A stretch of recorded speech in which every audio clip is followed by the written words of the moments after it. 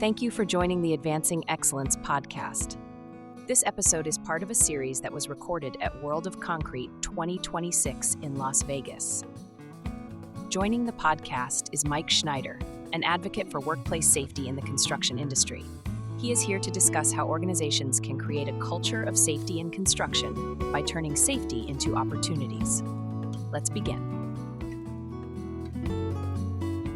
Hello, everyone, and welcome to the Advancing Excellence podcast. I'm your host, Janice Kleins, and I'm thrilled to have you with us today.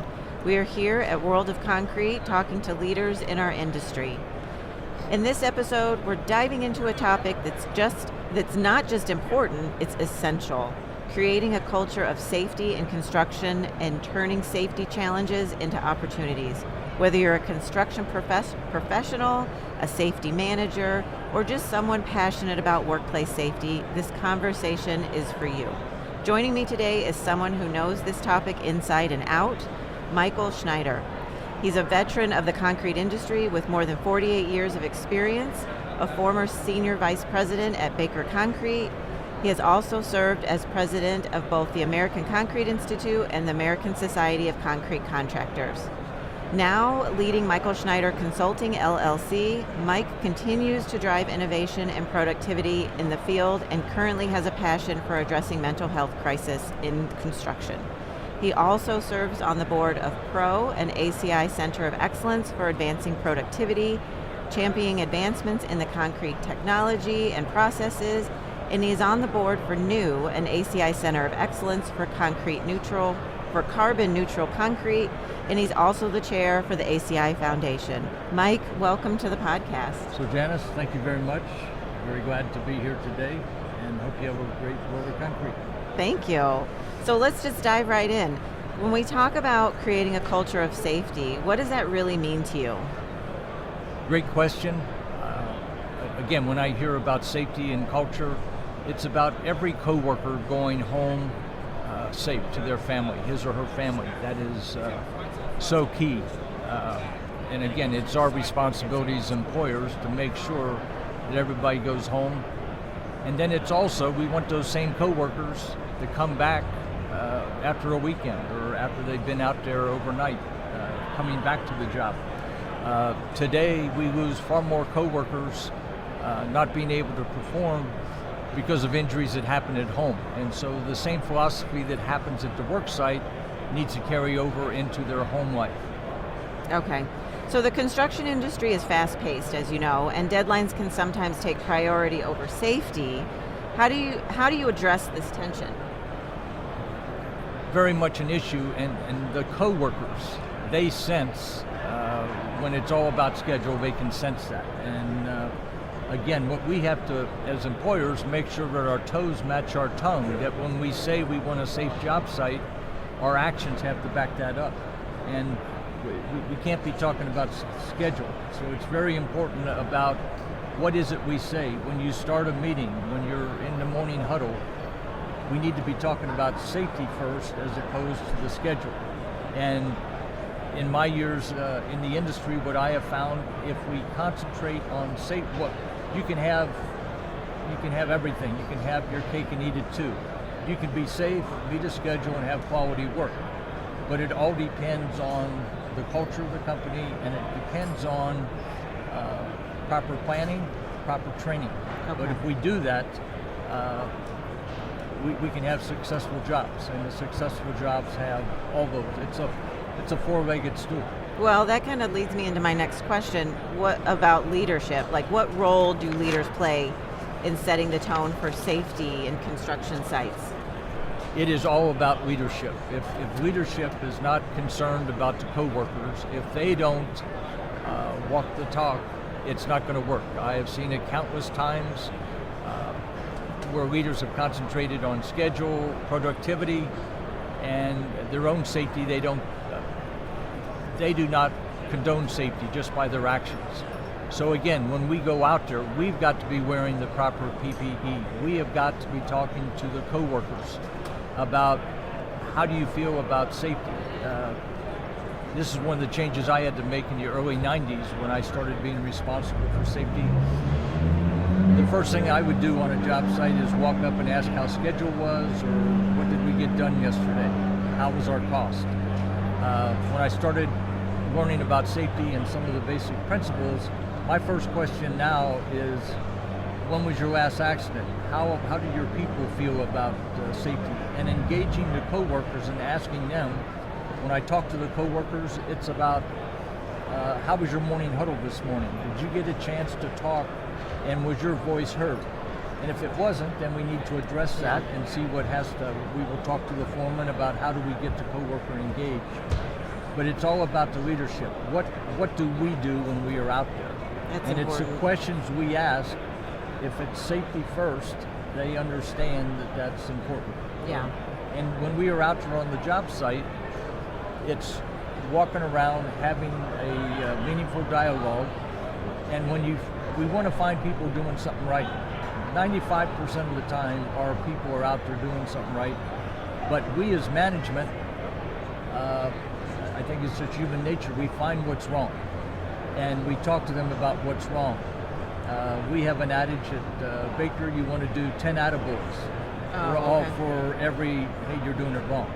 Well, and that goes a long way. Okay, that goes into my next question. Every construction site has unique challenges, as you know. How do you turn those safety challenges into opportunities for growth and improvement? So I started in this business as a laborer. When I started 50 years ago, hard hats were just starting to come out. There was zero fall protection. Eye protection didn't happen. And I spent a lot of my time, especially working at heights, just to make sure I wasn't falling. Fall protection has, in my opinion, changed the productivity equation, because now the worker doesn't have to worry about falling in the back of his or her mind. It's about we give the workers the proper equipment, we create the right culture, and they will respond, and we will have better, safer projects and improved productivity. What I have seen, the innovations, we had the hard hats to start with.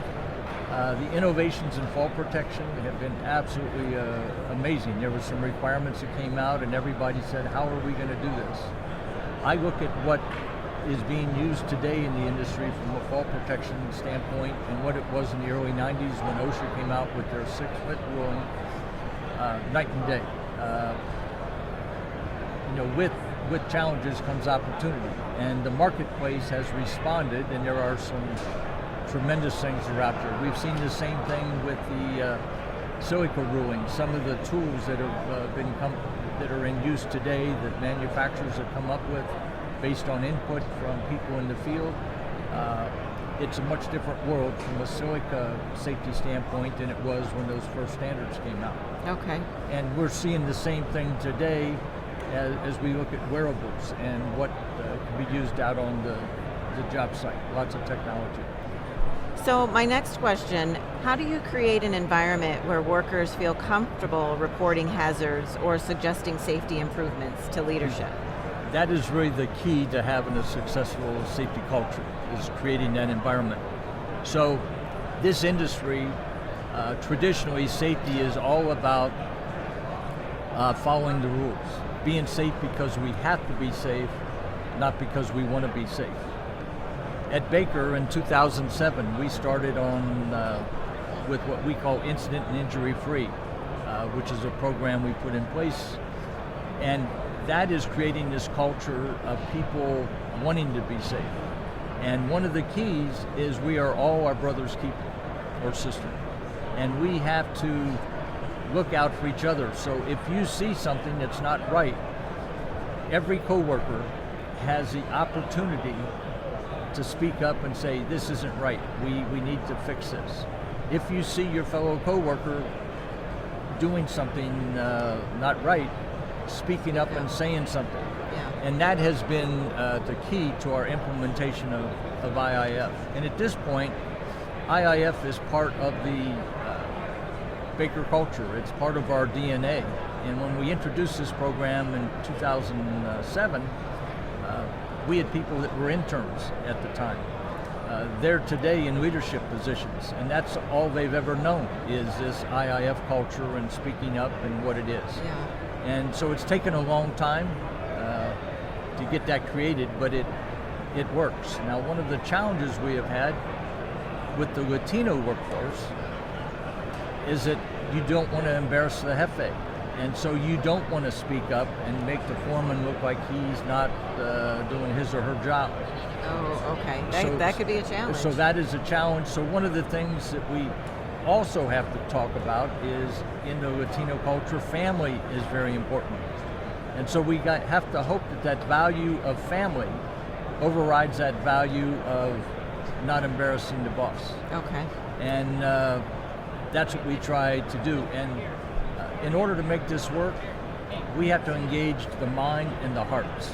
When you engage the hearts, great things happen from a safety standpoint. That's great.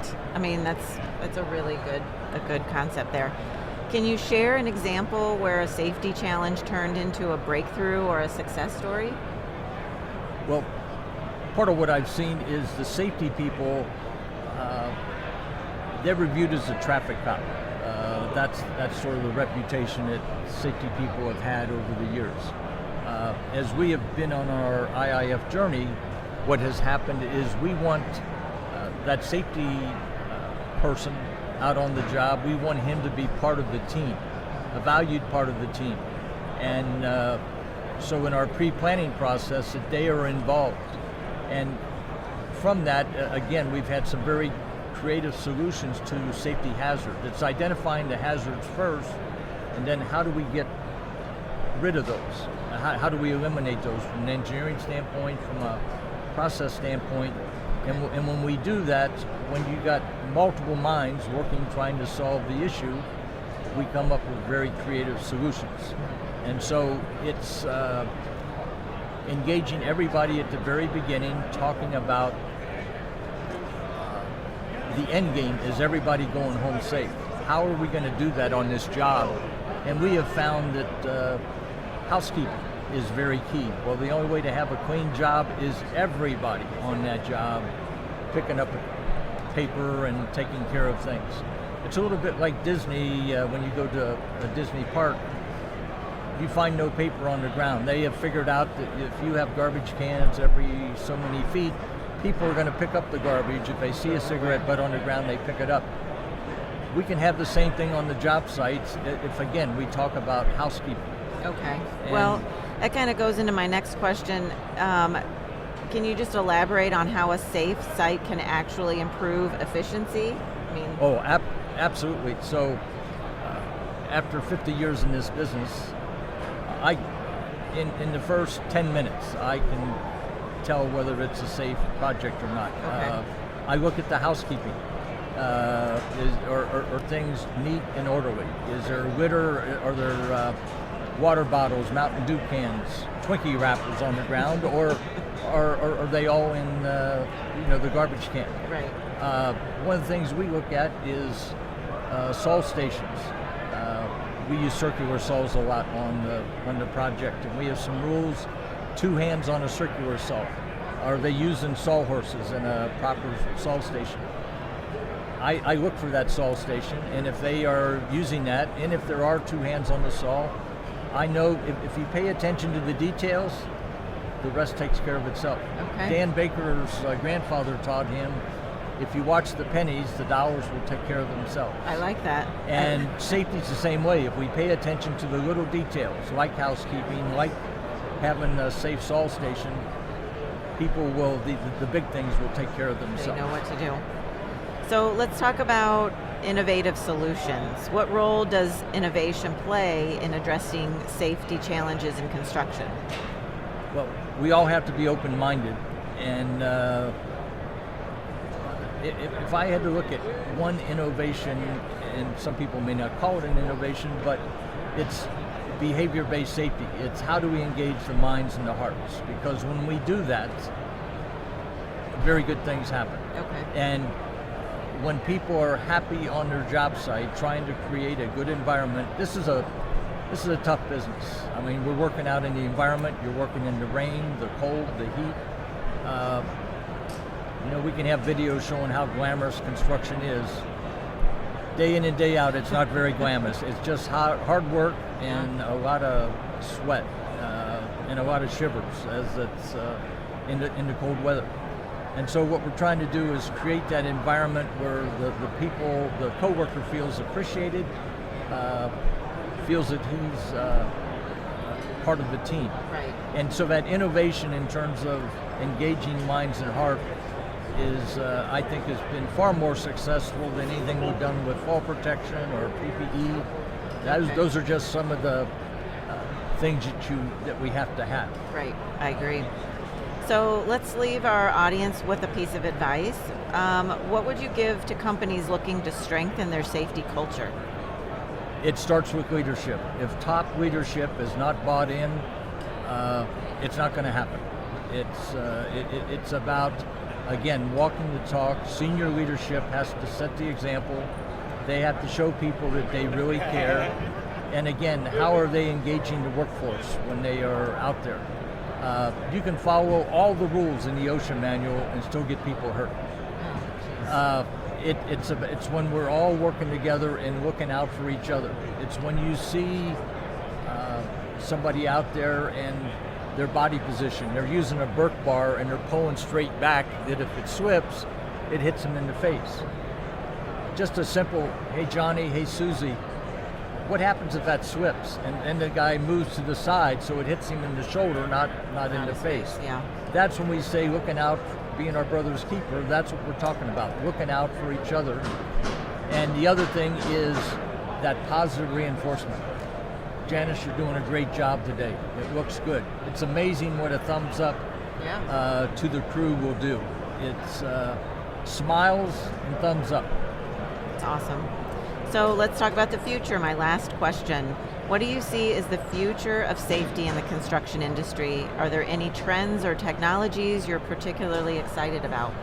I think what we are starting to see is, like from a wearable technology, the things with Fitbits and what some of the, from a health standpoint, some of the things that are out there. I think, from a physical safety, fall protection, silica, etc., those things have been addressed. We have industrial athletes out there, and we know what professional sports players, what they do to take care of their bodies and stay engaged. We are asking our coworkers out there every day to be in some very tough situations. We need to treat them as industrial athletes and to be more concerned about their personal health. Certainly there's a lot of obesity in the industry, diabetes, just personal health, and we have got to do a better job. We've got to get rid of energy drinks on job sites. The kind of food that's out there on the lunch wagons. So I think what we're going to see is more of an emphasis on health. And again, if we are healthy, we are better able to do our jobs out there. I couldn't agree more. Well, Mike, thank you so much for joining me today. It was very insightful, all the information we talked about today, and thank you to our listeners for tuning in. We're excited to be here at World of Concrete, recording live. Don't forget to subscribe to this podcast. Be sure to leave a review. And like Mike said, if you see something, say something. Until next time, stay safe, stay inspired, and keep advancing. Thank you, Mike. Thank you very much for the opportunity. Thank you for listening to today's episode of the Advancing Excellence podcast. If you have any comments or questions, please get in touch with us at info@aoeteam.com. Don't forget to follow AOE on LinkedIn at Advancing Organizational Excellence, and be sure to subscribe to this podcast so you never miss an episode.